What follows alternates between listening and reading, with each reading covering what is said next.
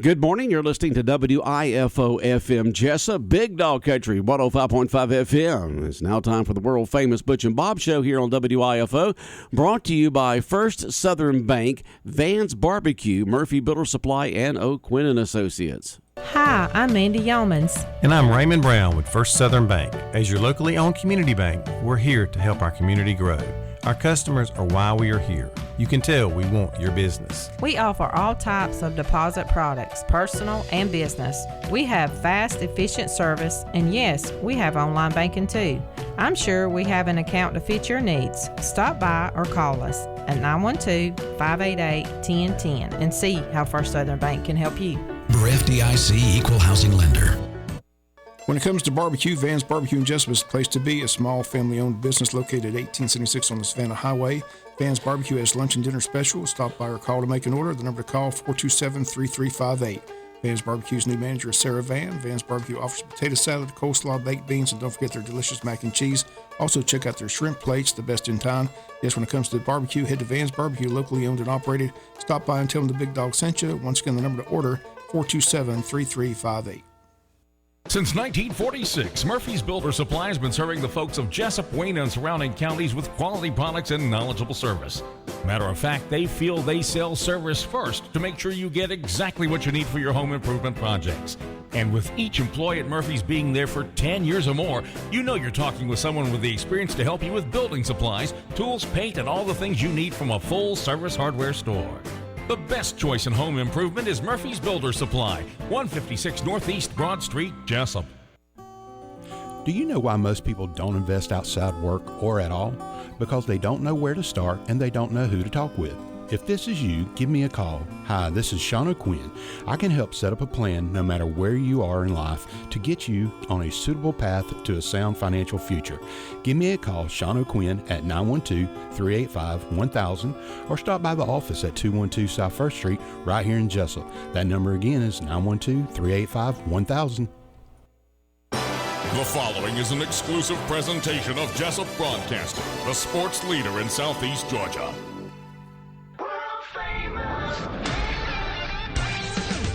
The world-famous Butch and Bob Show.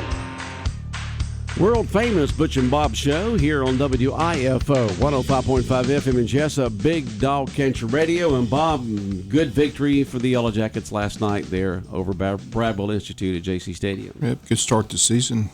Nice to see a great crowd out there. You know, never good know crowd. what's going to be, you know, when they change schedule. But Wayne County fans showed up. The band performed nice and had all those young cheerleaders out there from the cheerleader camp. Just a great crowd. It was a nice night of football. Good night of football. Well, we got a guest in this morning, so let's get started with our guest. Our guest this morning is Ken Bohannon. We've had him on before. He's with the Mission 22, and he's going to tell us about Mission 22, and you've got an event coming up tomorrow. So good morning, Ken. Good morning, guys. I appreciate y'all, letting me come in and talk about this event tomorrow. It's actually the 6-year memorial ride in honor of my son coming up. Lost him 6 years ago due to veteran suicide, PTSD. And so what we do is get out and spread awareness about veteran suicide. So on this ride Saturday, it's the honor of the fallen warriors. And we got a big day planned for tomorrow. Okay, Yep. So tell us what's going to be happening tomorrow for the 6th Annual Stevens Memorial Ride. When, where, what's going to be going on, who can participate, that kind of stuff. Okay, yeah. Tomorrow we're going to be over at the VFW in Hinesville, post 6602. We've grown so big, we had to have a bigger venue, so we've been over there the last couple of years. And but in the morning we'll start up about 9 o'clock as registration, and then we go kickstands up at 11 o'clock. Bikes, cars, trucks, Jeeps. If you want to ride in the convoy, we're going to have police escort from the VFW post to Fort Stewart, from Fort Stewart to the Georgia National Cemetery in Glenville, and then we're going to make our way back to Hinesville there, and where we'll have raffles, feed everybody. We have food. We got a couple bands playing that evening, for entertainment and just raising awareness and trying to raise some funds for Mission 22 so we can help our veterans. Okay, food, raffles, auctions, entertainment, speaker, and as you mentioned, you usually think when you say kickstands up at 11, it's just bikes, but it's any type of vehicle that wants to ride in this caravan that's going to leave the VFW in Hinesville, take a tour through Fort Stewart, go over to the Veterans Memorial Cemetery in Glenville, and then come back. Right? Correct. Yes. Okay. Yeah, we go kickstands up. Last year we grew from 6 years ago from 12 bikes to last year we had 124 bikes. Had like 12 Jeeps and a car junkies. They ride and we have a car show, a bike Jeep show. There as well, and it's just going to be a day of sharing. I got a couple speakers. One from actual veteran administration's coming in to speak, and give us some more details on more resources that we have, for our vets, that we can assist our vets in any way possible and help them and try to, with their struggles with PTSD and TBI. Yeah, So, and the suicide rates for the veterans with those type of conditions is extremely high, and it's good there's an organization like this Mission 22 to help raise awareness of this, to be able to get these veterans help. Exactly. I mean, we provide these services to our vets at no cost to our veterans and their families. Anything from counseling, anything that gets them out and feel like they're part of society again. Because we kind of retract from everything once we come back, and we become secluded, with the depression, anxieties, and everything else that associates with PTS. And so we try to get them and their families, because the family struggle, especially if they lose a loved one to veteran suicide. Right. And it hadn't been for Mission 22, I've been a statistic. They saved my life. They give me the opportunity now to tell my son's story, to tell my story, to reach other vets and their families, and we share emotions, we share stories, and it's good therapeutic for me anyway. I don't mind talking about it. For when I lost Stephen, like I said, I went dark. I was about to become a statistic, and I reached out to Mission 22, and now I use that for my therapy, so I can get out and I can speak about what's going on with our vets. I mean, 22 a day. Of course, our target is 0, and through the community, because it takes a community to heal a warrior, so we bring the community and give the community this information and these resources as well, in case they see a vet or know a vet that might be struggling.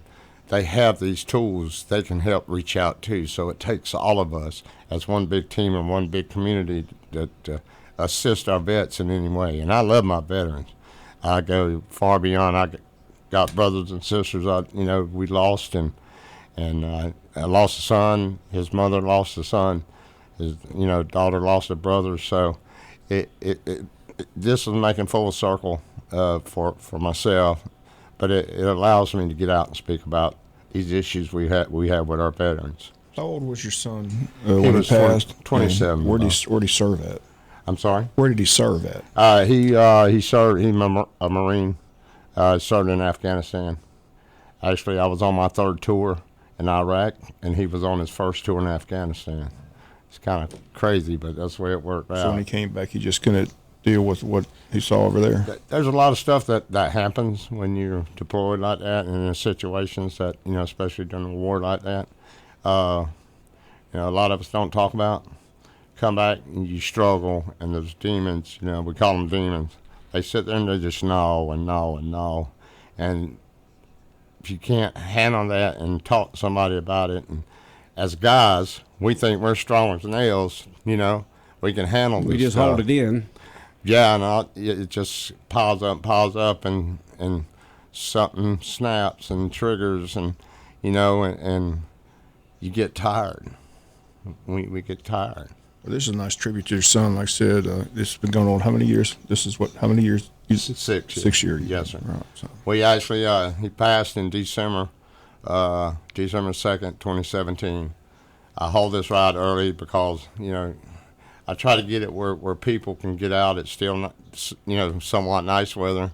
And so we have this big event, and a lot of it's outside and stuff like that sometimes. But I've always held it in August, and but yeah, this year's number 6. I mean, it don't get no easier. It's going to be a pretty good-looking day tomorrow, and should be a good ride tomorrow, beginning at 11 o'clock from the VFW in Hinesville. Sign up is at 9 o'clock. Anyone's invited. Yes. Like you mentioned, it's just you don't have to be riding a motorcycle. You can ride anything. The caravan, you'll be able to go from there and have the camaraderie of being together, knowing the fact that you're helping a great cause. Mission 22, ride through Fort Stewart, have that police escort, go through the Veterans Memorial Cemetery there in Glenville, then come back, and then you're going to have the food and the raffles and the auctions and the entertainment, all that going on to help raise funds to benefit Mission 22. And it's called Mission 22. Why? We lose approximately 22 veterans every day. To suicide? To suicide, yes, sir. Approximately 22 per day. 22 a day. Now you think about the number, and I was just thinking about when we're talking about this here that these ones these days are mainly from Iraq and Afghanistan. They're still Vietnam veterans who are still going through it also. Exactly. As we all know, because it was hell over there too. Exactly. I always tell the older veterans that served before me. I always tell my vets. I always shake their hand and give them a hug. Thank you for laying down the footprints that we followed in the battle and was able to follow back out to come home. Fortunately, I was one of the lucky ones, and like so many of us, some of us made it home and some didn't. But even when we did come home, we still fighting a battle, and that's what we're trying to stop, because that's where everything begins, And one thing we always say, once their tour is over, our mission begins, and that's helping our vets and getting them the resources and things for their families as they need, and that's why I do what I do. You think about the veterans after World War II. I mean, they was millions that served, and and so many that had to go through so much there. You watch those battles that they had to go through in Europe and especially in the Pacific arena there, but it wasn't called like that back then. It was just shell shock, and there wasn't a support system back then. Just to be interesting, what happened to all those veterans through the 50s and 60s and there that came back from World War II. There were so many more of them because it was a world war. Just you think, you really are thankful that you have the support system today, because those veterans didn't have it back then like we do today. Exactly. I mean, we got tools and we got resources that will, assist the older veterans from Nam, and stuff like that. It's all there. It's just trying to get the resources to them, because like I said, some of us, we're hard-headed. We can handle this stuff. But then it just comes overpowering, and it just consumes us, and then don't know which way we're going to go at some point. I still have, struggles every now and then, and I have to talk to somebody, whether it's a friend or another soldier or somebody. I got to talk to somebody. I mean, the best thing I can do is just listen. When somebody opens up, all they want to do is be heard and get it off their chest. And sometimes that's all it takes, just a couple of seconds, a couple minutes just to listen. And we do all that. We try to be there, and the people that know what we do with Mission 22, they understand. I mean, I can't thank my ambassadors enough. I love them. They work hard at what we do. They get out, and to all our sponsors that's helping with this ride, that's always helped in the past. Thanks to everybody, because it gets overwhelming and mentally draining. I break down when I'm speaking to people at these events and stuff. I'm not scared to sit down and cry in front of people, because that's the emotion I'm feeling. So I just thank everybody, especially the people behind the scenes and all the volunteers. Good Lord, it takes takes an army. Yeah. And you're doing one of the best things to be able to help is helping someone else. If you want to feel better, if you want to help yourself, then reach out and help someone else. And you've been able to take that dark feelings that you have and turn them into positive actions through being the Georgia State leader, Ken Bohannon here of Mission 22. And remember, they've got this event tomorrow, the 6th annual Stevens Memorial Ride that begins at 11 o'clock tomorrow at the VFW in Hinesville. Sign up at 9. The event starts at 11 and then goes back to the VFW there in Hinesville. And then afterwards, there'll be food, raffles, auctions, entertainment, speakers. Just a great event for folks to participate in, and all proceeds benefit Mission 22. Yes, sir. Again, I want to thank everybody behind the scenes, all our sponsors, especially my ambassadors. We got riders coming in from North Georgia, from Florida. They'll be coming in. A lot of Jeepers will be coming in. I got a phone call the other day expecting how mile ago. Probably Jeepers. Jeepers, and then we got car junkies. We're going to have them guys there too, with the car show, and it's just going to be a whole lot of good fellowship and a good day. And like I said, we'll have food and entertainment, throughout the evening, and it's a family event. So you bring the kids out, check out the bikes, the cars, and it's just going to be a great day, Bob. Well, I wish y'all a very successful event tomorrow, and anytime that we can help you with the Mission 22 program here and the project that you have going on, just let us know. I appreciate it, Butch. Thank you. You guys have always been there, and I can't thank you guys enough for letting to throw my voice out there and try to bring the community in for a worthy cause. So thank you, guys. Thank you. Okay. All right, Bob, anything else that you want to discuss this morning before we head out of the world-famous Butch and Bob show this morning? No, just again, congrats to the Wayne County Yellow Jackets on a great night. I said offensive line, kudos to them. Those guys up front did the job. When you run the ball like Wayne County ran the ball all night long, it will. And Bradwell couldn't stop us. We punted one time for 42 yards, a nice punt by Hampton McElwain. But anytime you only have to punt once, it's a good night. That's a good night. Well, have a good weekend. Ken, you have a good weekend. Thank you, All right. Appreciate it. World famous Butch and Bob show right here on WIFO 105.5 FM in Jessup, brought to you by First Southern Bank, by Van's Barbecue, Murphy Builder Supply, and O'Quinn and Associates. World famous Butch and Bob show here on Big Dog Country Radio, and coming up in just a little bit, we've got giveaways.